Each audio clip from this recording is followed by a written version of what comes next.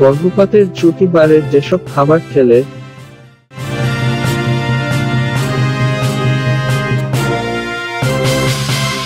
প্রথমবার মা হতে চলেছেন, কিন্তু জানেন কি?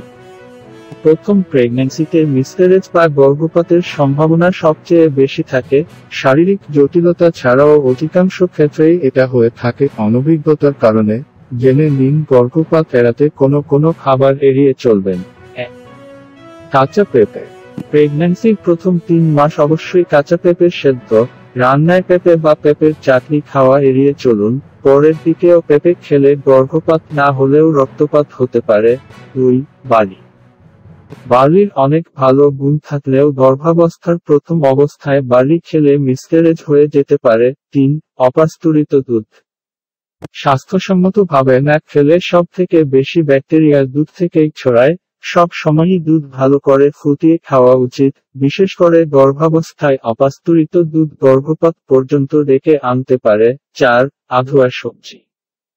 শরীর সুস্থ রাখতে সবুজ শাক সবজি খাওয়া যেমন জরুরি, তেমনি আধোয়া শাক সবজি থেকে হতে পারে মিসক্যারেজ, বিশেষ করে যে ধরনের সবজি কাঁচা খাওয়া হয়, যেমন টমেটো, শসা, পেঁয়াজ, গাজর, কাঁচা লঙ্কা, লেবু। সেগুলো খাওয়ার আগে অবশ্যই ভালো করে ধুয়ে নেবেন।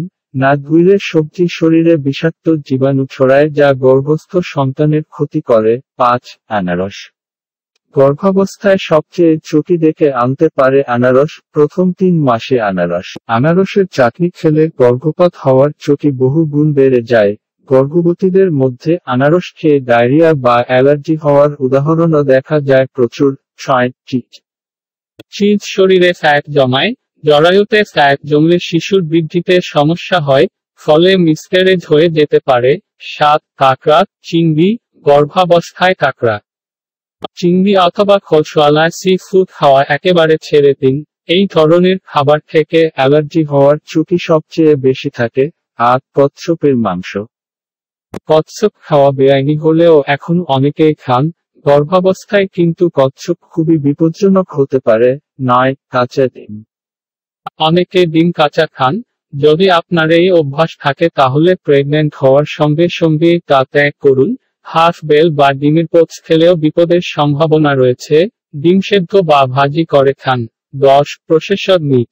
প্রক্রিয়াজাত মাংস খাওয়া কখনোই ভালো না, ক্যান্সারও ডেকে আনতে পারে এই খাবার। গর্ভাবস্থায় তাই একেবারেই এড়িয়ে চলুন।